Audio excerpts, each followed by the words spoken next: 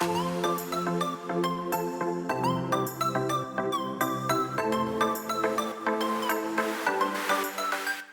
hard and believe that you can do it. No cutting corners.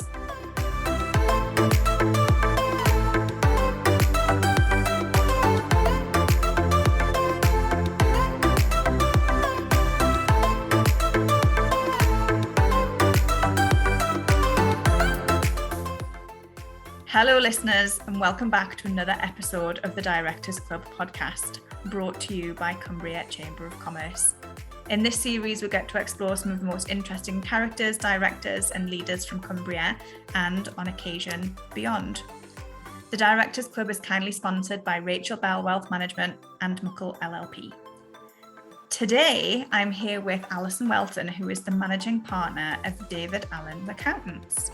Now, Alison joined David Allen's back in 2004 when she decided she wanted to move back home to Cumbria from the northeast, which is obviously close to my heart, as you can probably tell by my accent. She joined at a time when there were only 25 members of staff, so in her time she's seen amazing growth and development of this business. It's always fascinating to hear a scale-up story, so let's get into it. Hi, Alison. Hi. Thank you so much for joining me and being the victim on today's podcast. So can you start by telling me a little bit about your background? Where are you from? Okay, so I grew up in Warwick Bridge and went to school at William Howard in Brampton. And I then went to university at Newcastle and did a geography degree, which didn't prove to be much use going forward as I'm now an accountant. But once I'd completed my degree at Newcastle, I decided that I didn't really want to come back to Carlisle. So I found a training contract in an accountancy practice in the northeast. So I trained to be a chartered accountant and worked over there, lived over there, loved the Newcastle life. And then one Christmas when I was coming back home for Christmas to my parents, my mum kept saying to me, David Allen's got a job advertised. And so more out of curiosity, really, I applied for the job and it turns out I got it. So I went back to the northeast on the 2nd of January, handed in my notice and came back home. So it all happened quite quickly, but I've never looked back. Great. So have you always been really academic? Were you like the teacher's pet when you were at school, or were you a bit of the class clown? I was always good at maths and I liked geography, which is why I did a geography degree, not really knowing what I wanted to do at all in the future. And I think really it was just hard work and sticking in. So I did all right in GCSEs and A-levels, did all right in my degree. And then found this role as an accountant and thought, oh, well, it's a job, get stuck in and crack on. And there's a lot of training involved in becoming a chartered accountant. So it was a lot more training and a lot more exams. They were hard, I won't deny that. I did struggle a little bit with them, but hard work and determination and support from my family just made sure I got through them. So with accountancy then, so you say that you liked geography and you didn't know what you wanted to do and you liked geography and you went and did that. What was it about the accountancy job in Newcastle that you thought, oh, I could do that? I think it was my parents saying, why not be an accountant? I don't think there was much else to it, really. I had all these thoughts of a really glamorous job of like being a buyer for Next and things like that. And I went through an interview process in that and got quite far, but then wasn't so sure that that was for me. And then I got this training contract. So I thought, oh, well, it's a job, get stuck in, see how we get on. So that was that. So it was quite an easy breezy sort of relaxed route into accountancy then. Yeah. So not the typical view of people who are accountants are very straight-laced and they go to university and they come out and they're accountants. And No. So I was probably, well, with a geography degree, now you probably wouldn't look at somebody with a geography degree and give them a training contract, because you'd be looking for somebody with an accountancy degree or a maths degree or something. But back then it was a bit more relaxed, I think, and they just looked at people who could demonstrate they'd gone through that process and got a degree rather than what subject it was in. So I didn't have the advantage of having an accountancy degree, but I think that quickly caught up in the training, and you're sort of on a par with everybody else then. Yeah. Do you think that if there is someone listening who's thinking, oh, I've been to uni and I've got a degree that isn't accountancy, is it worth still applying and coming on that journey if they're interested? Yeah, absolutely. Because I think you might not have the relevant degree, but if you demonstrate your work ethic and your commitment and, you know, your, what's the word I'm looking for? Tenacity? Yeah. Mm-hmm. Often it's more about your character and your determination and your commitment that'll get you a long way in life, rather than just have you got the right degree and the right level of something, isn't it? So.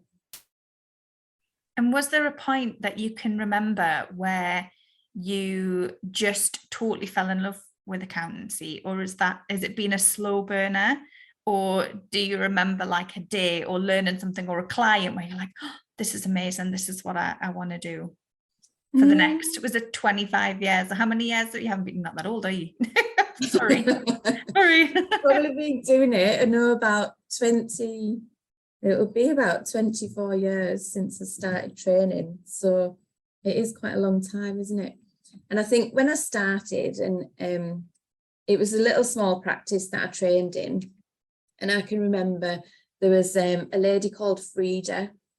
She was really old, but she was a brilliant trainer. So she taught me everything. And I sat there with my big A3 bits of paper and my pencil and my rubber, you know, and wrote everything down and added it all up. And, you know, you didn't sit and use Excel back then, you did it on paper.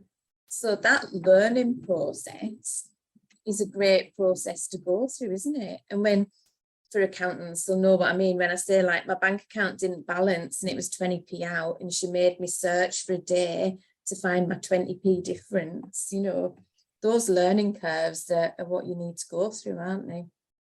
And I think just that learning process and becoming more confident in what you're doing, and then you learn new things, you get involved in different areas of work. And I remember when I trained in this practice, I became one of the charity specialists because we got some charity work. So I was the one that did it, and I just learned all about charities, all the requirements, the accounting regulations and things. And I just worked through it, and you just build your knowledge and build your confidence, don't you? And I think that just helps you love what you're doing because you're confident in it. So is it a charity specialism that you have now, or have you picked up other specialisms along the way? I do a lot of corporate work, audit work, and then charities as well. So a bit of a mixed bag really, but charities is something that I can do. I know a lot about, and I do work with some good local charities, so it's interesting. And thinking about Frida, who sounds like an absolute character, is there anything, are there any stories where you think that's really stuck with me? She really said something that really inspired me, or that I use every day, or I say to younger people in the practice, that is something that Frida passed on to you? It was probably just her ethic of, you know, you worked hard, you got your head down, and, you know, you did a good job. You made sure that everything was right and it was accurate, and the work that you produced was of good quality. That's probably the foundations of everything that I do now. You know, you want to get everything right, you do a good job and understand everything that you're doing. That's probably key to it, really. And you said about you've been at David Allen's for a long time, and you've seen some serious changes, not only in, you know, David Allen's, but also in accountancy. What is the technology like in accountancy now? Obviously, you said that you started doing everything on paper with pencils and rubbers and tallying it all up. What was the transition like? How has that changed over the last 24 years for you? when you look at everything now, you know, trainees come in, and although we still do some bits on paper and extended trial balances just to get people understanding it, a lot of what people do now, it's all computer based, isn't it? And there's so many softwares and apps that you can use to do everything for you. It's becoming a much more technology based process, from using Xero, Sage, all kinds of things. So, you know, it has developed a long way from when I was using pen and paper for everything. And how have you found that adjustment? Was there anything that you really struggled with, or is your ethos of just get your head down and get through it, you'll pick it up? Yeah, I think that's it, isn't it? You've got to try and keep up to date with things, or you could get left behind, couldn't you? So it is now, you know, I don't use softwares and things like some of the people in the office do, who are on things like that every day. But, you know, I've got an understanding that I can get my way around different softwares and find the information that I'm looking for. And I think it's important that you keep your hand in with things like that, because the way the world's going, if you don't keep in touch with technology, you're just going to lose touch, aren't you? Mm-hmm. So yeah, I do keep my hand in and try and keep myself up to date with it, so I can use everything that everybody else is using. So talk me through your career journey in David Allen's. Obviously, you started at a relatively junior position. You've done a bit of, you did a lot with the charities, you now do corporate, and you're also the practice manager now. Yeah. So how has that sort of developed your career from your starting to where you are now? Yeah, so when I joined David Allen 18 years ago, when I joined, there was about 25 members of staff. And I came in as an accounts manager. So that was a step up from what I'd done before, because I was accounts and audit senior previously. So it was a step up into that role of manager, which again, it gave a great challenge, didn't it? Because I came in, I was managing people, managing work, you know, making sure the quality of our work was all right. And it really was a case of just get stuck in, and the term David Allen uses all the time is fill your boots. So the opportunity is there for everybody in here, and you really do just fill your boots and get on. So I did just get my head down, get working, get stuck in. You know, the teams kept growing and growing. We got new clients all the time, just naturally through referrals, clients were coming to us. So then I started looking after some smaller clients myself, which then built my portfolio of clients up. So over the years, I probably deal with about 300 businesses now that I look after.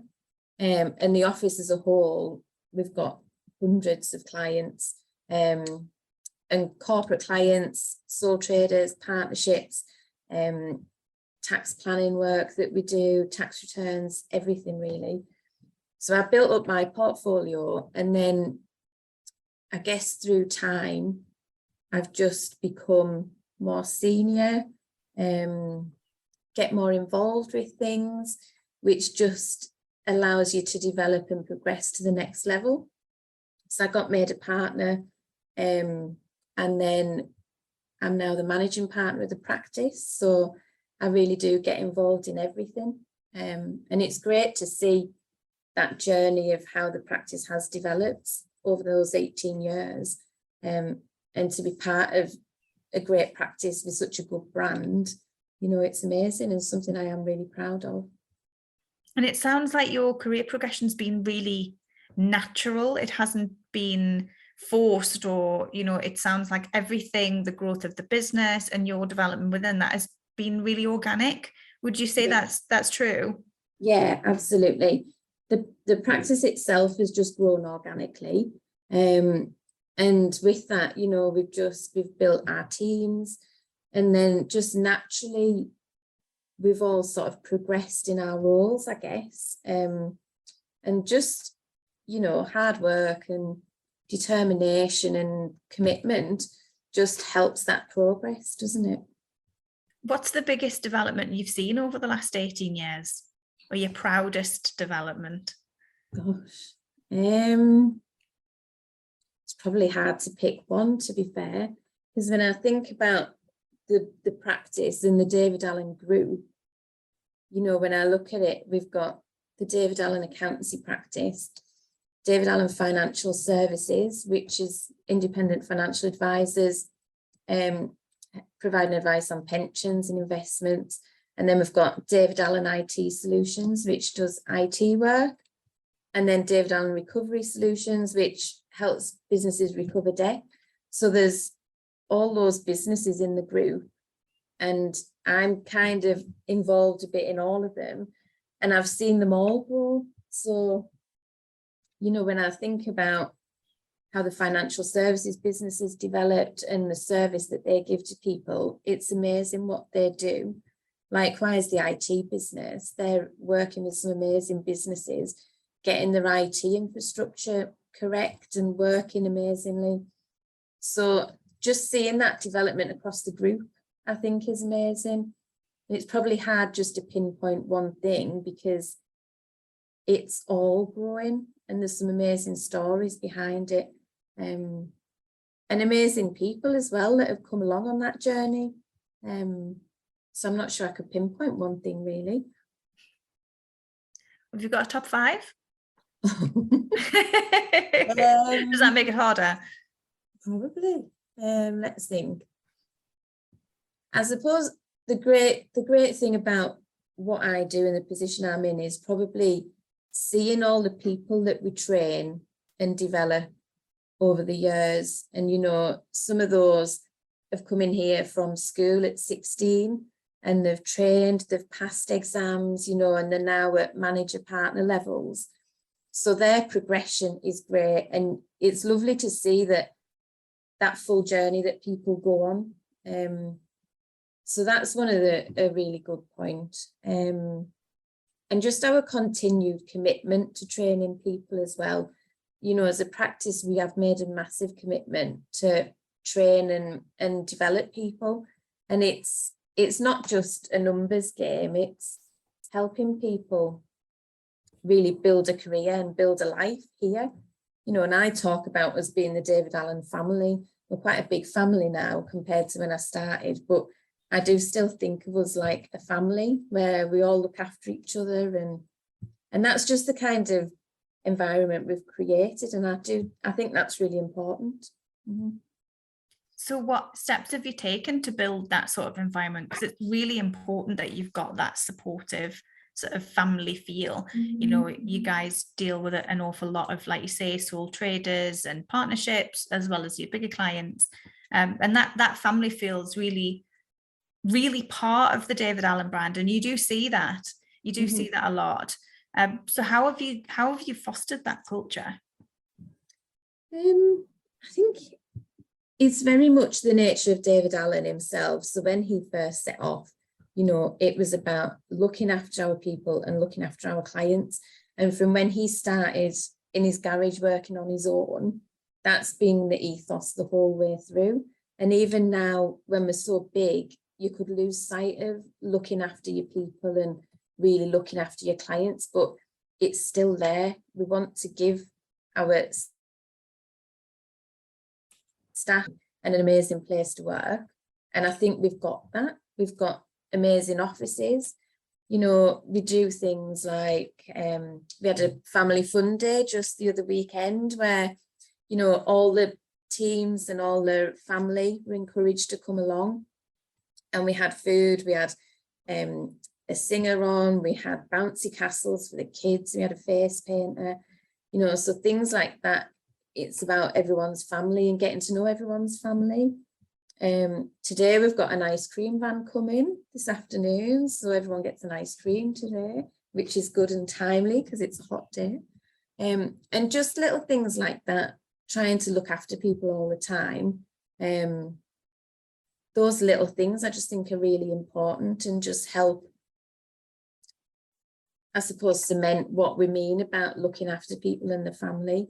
And then with the clients, we do strive to go above and beyond to look after the clients and give them the service that they need, that they deserve, and just make sure we're the first call when they need something. So, we're always available. My mobile's always on, so people can ring.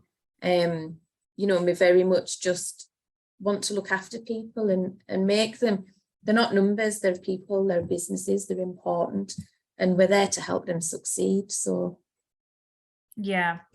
So your role as managing partner, do you oversee all of the businesses, or is it just the accountancy practice? How does that work? What's your day-to-day look like? So as managing partner, I'm managing partner of the accountancy practice, and I'm a director of the other businesses as well. So I'm involved in them all. But mainly my daily work is focused on the accountancy side. So looking after the clients that I look after. And some of those, I've looked after them for probably 17, 18 years, some of them. So I've got some really good relationships with businesses out there that, it's great that you can work with somebody that long and see how their business progresses as well. So a lot of it's client work, and then a lot of it's working with the people, working with our teams, and just making sure everyone's all right, looking at training and development plans for people, what opportunities are there that we should be looking at, what do people need, what should we be doing as an organisation to look after our people, look after our clients. So it's all kinds of things in a day, really. Could be anything. So how do you find that inspiration for what you should be doing to look after your people, and what the opportunities are? I think your inspiration comes from seeing people succeed. So, when you see the people, our teams succeeding in what they're doing and passing exams, that's great to see that. And you just want to keep them going to the next level and be bringing in the next people that you can train and develop. So, yeah, seeing those succeed and seeing clients succeed as well. When you get a client set of accounts and you look at them, you think, wow, they've had an amazing year. It's brilliant. So it's good. So have you got a proudest moment in the last 18 years where you thought, oh, that was just fantastic, whether that be a member of staff or a client success story that you're allowed to share? Yeah, I think the proudest moment probably being made a partner within the practice. And then being in partnership with David Allen, it's an amazing business that's grown from him working in his garage to where we are now. And there's bigger plans to expand and keep doing what we're doing. And to be a part of that vision and helping to drive that forward is amazing. And I'm proud to be a partner in the practice and proud to be part of the David Allen brand. So for those listening that don't know and don't maybe have a lot to do with the accountancy structure or the legal structure, what does being a partner actually mean? What does it entail? How does it happen?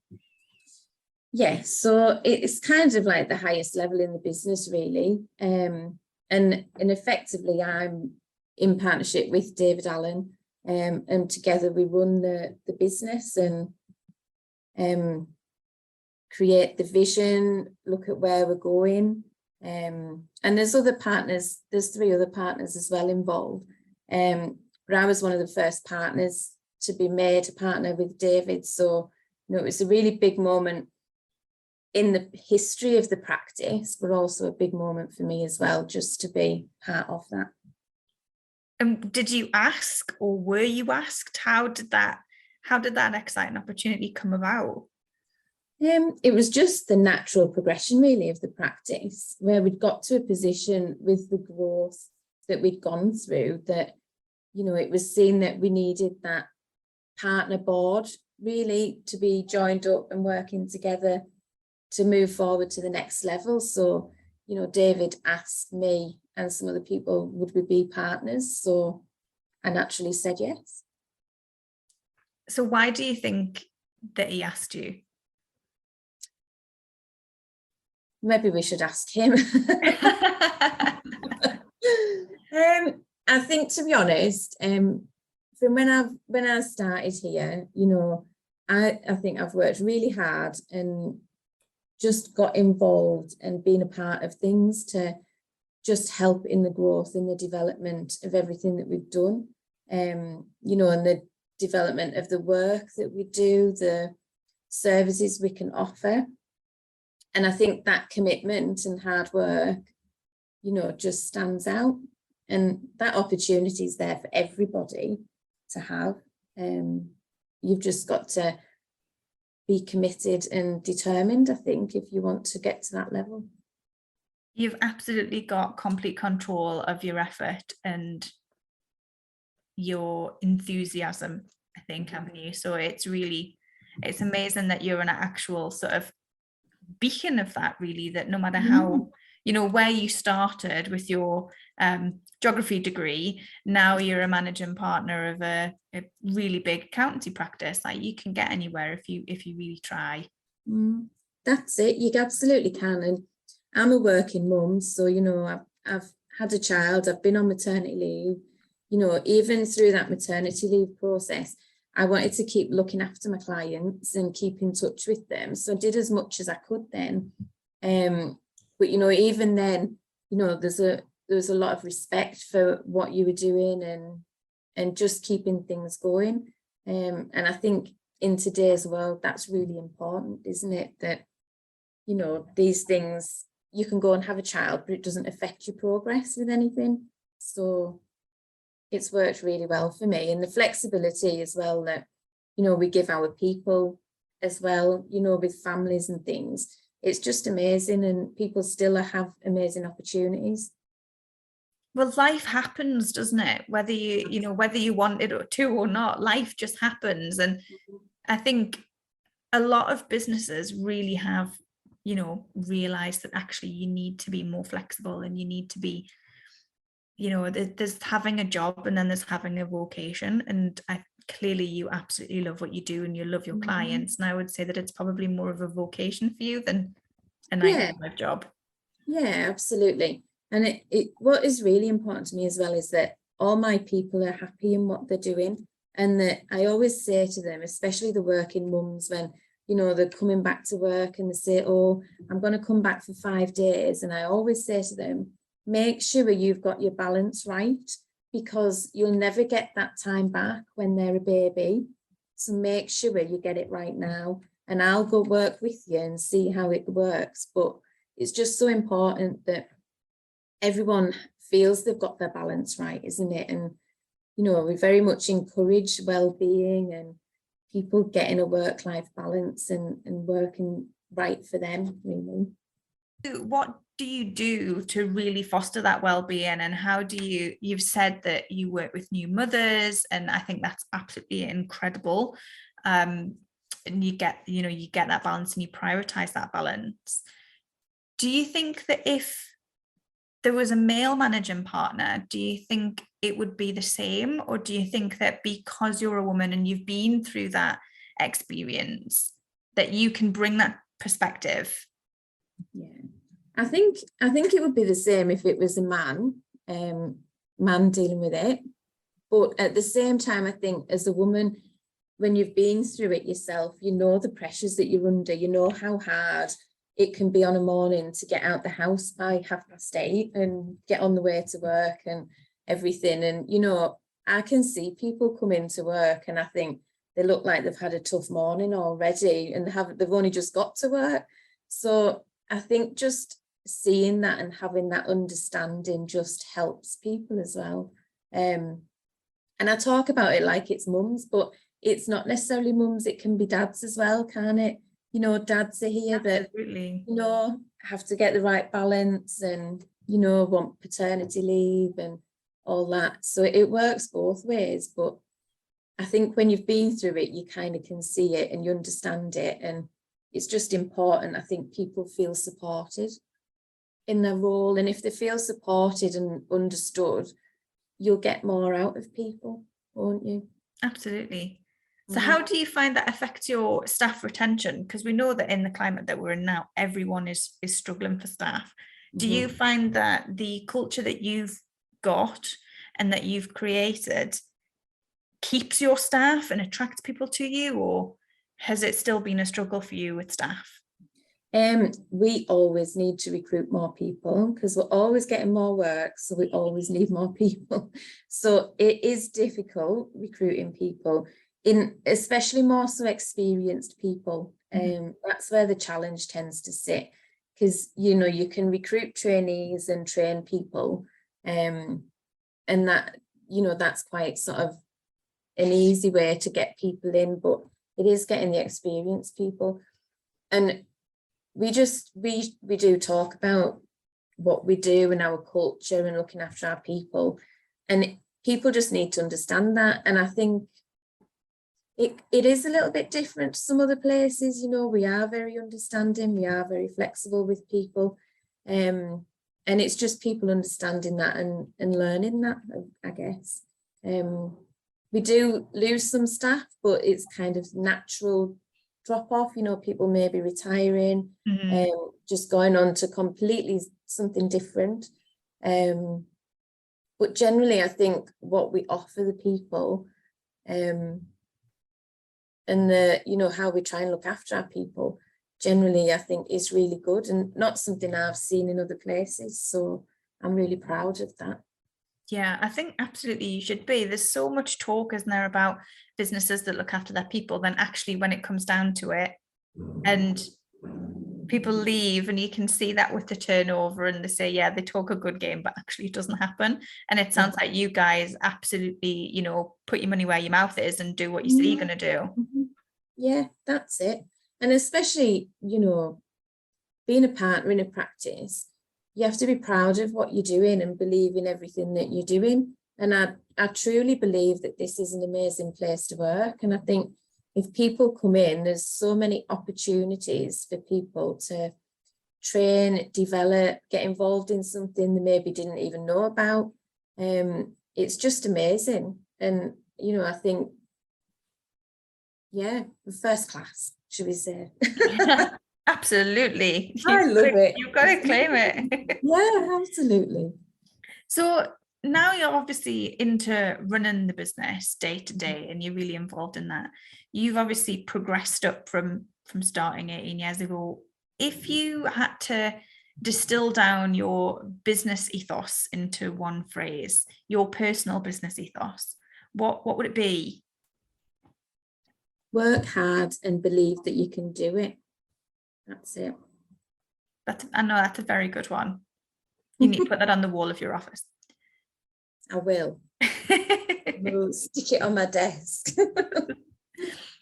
And you talked about recruiting people and recruiting more senior people. In your teams that have grown, what are 3 non-negotiable behaviours of the people that work with you? I would say honesty, commitment, and respect. Why those 3? Honesty, in what we're dealing with, you've just got to do everything right, haven't you? No cutting corners. You've just got to do it all right and keep things right for clients, for the business, for everybody. Commitment to what you're doing.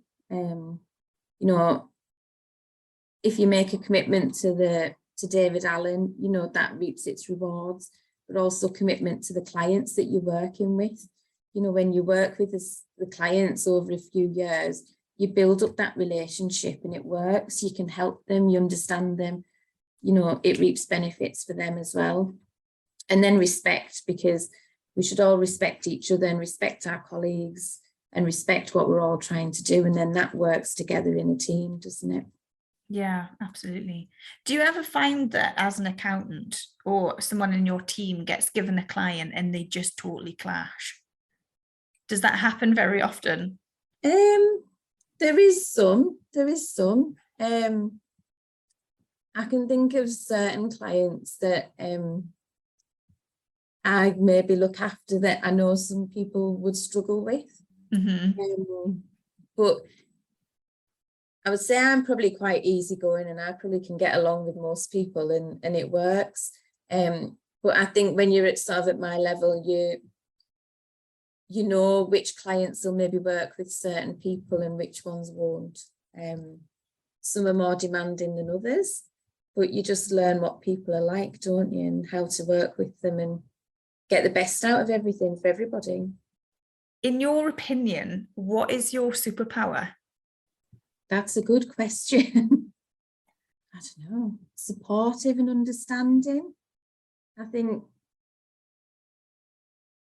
you can get to a level in a business where people maybe don't want to talk to you or don't want to say something to you, and I never want to be that person. I always want people to think they can come and tell me anything, and if you've got that, then you've got a feel for what's going on, haven't you, and you understand what's going on in the business and how people are feeling. So hopefully if people see that, then it helps it all work.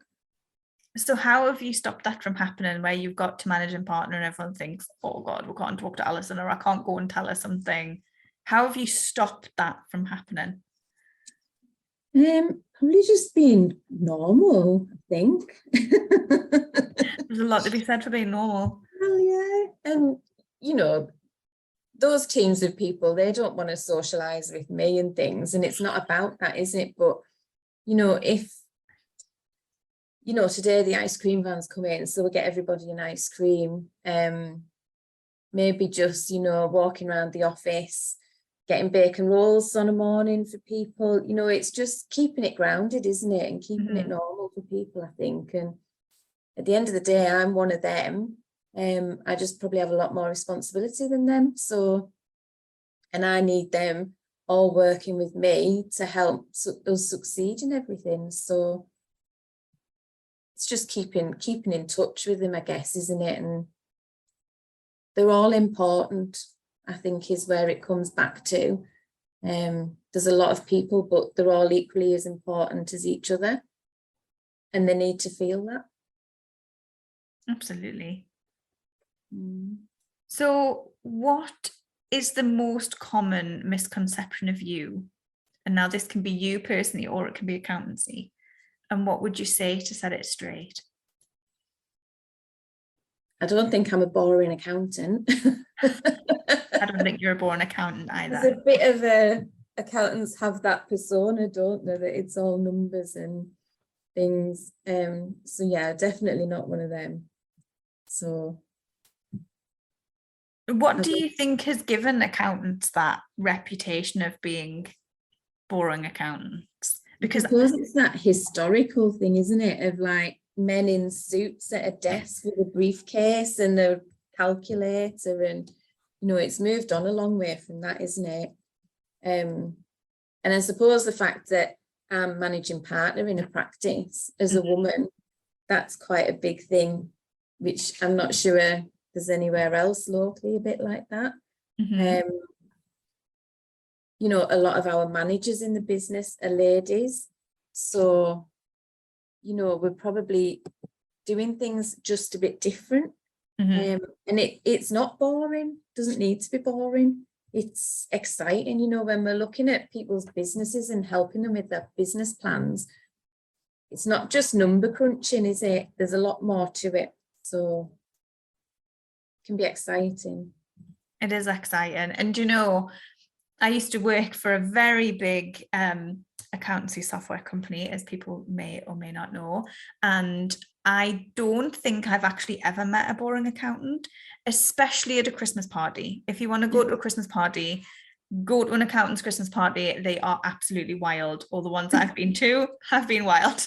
I wasn't going to mention the partying. I was trying to keep it professional. Yeah, if anyone is listening and thinks that their accountant is boring, you need to take them to the pub, and I will guarantee that they are not. No. Even the men in suits at desks, I can guarantee you after a few beers. That's it. You've got to let go after you've been on Excel all day, that's for sure. Absolutely. What do you think you would tell your teenage self if you could go back to that young lady who didn't know what she wanted to do and went and did a geography degree because she liked it? What would you say to her?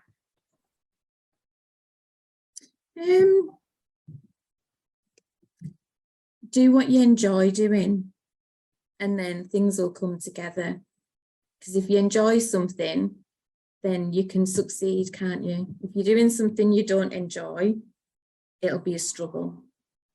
So find what you enjoy and keep going and work hard at it, stick in, and then you'll succeed.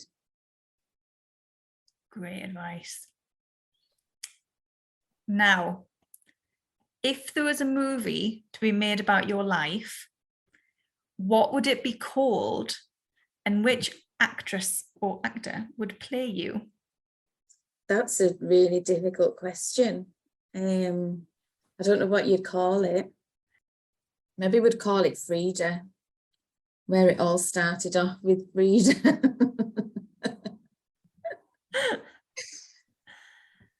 And I don't know who would play me. It'd have to be somebody a bit crazy, I think. Yeah, somebody fun and crazy. Fun and crazy. Who's that amazing, I'm going to say amazing actress, that actress that's the lead character in Bridesmaids? Oh, we could go for her. I can't remember what she's called, but we could go for her. She would be a good one. Yeah. I think too much is coming out now. People might wonder what I get up to. Fun and crazy and accountant. There's 3 words you never thought were going to be in the same sentence. Exactly. But it is true. So we've got a small group of quick fire questions, and it is this or that. Dead simple. Okay. So, phone or text? Phone. Email or meeting? Meeting. Tea or coffee? Tea. Beach holiday or skiing holiday? Beach. Dogs or cats? Cats. Sweet or savoury? Savoury. Final quick fire question. Does pineapple belong on pizza? Yes. The yeses are strong. Now, every interviewee leaves a question for the next guest. So you've had a question left for you, which is, when has being vulnerable or showing your vulnerability helped you in business? I don't know that you ever want to think that you're vulnerable, do you? But when you show your vulnerability, I guess it just shows that you're human. And, you know, working with businesses that I work with, you know, you deal with amazing things, you deal with some awful things. And you can become vulnerable with what you're dealing with. But I think that just helps with what you're doing because you're human and you're not just a machine. Great answer. Alison, that was awesome. Thank you so much for that. Thank you. If people want to get in touch with you to ask you any questions or ask you about what you do, how do they get in touch with you? Email, phone, office number, or my mobile. I think it's probably on our website at David Allen. Yeah, anything. Great. Thank you so much, Alison.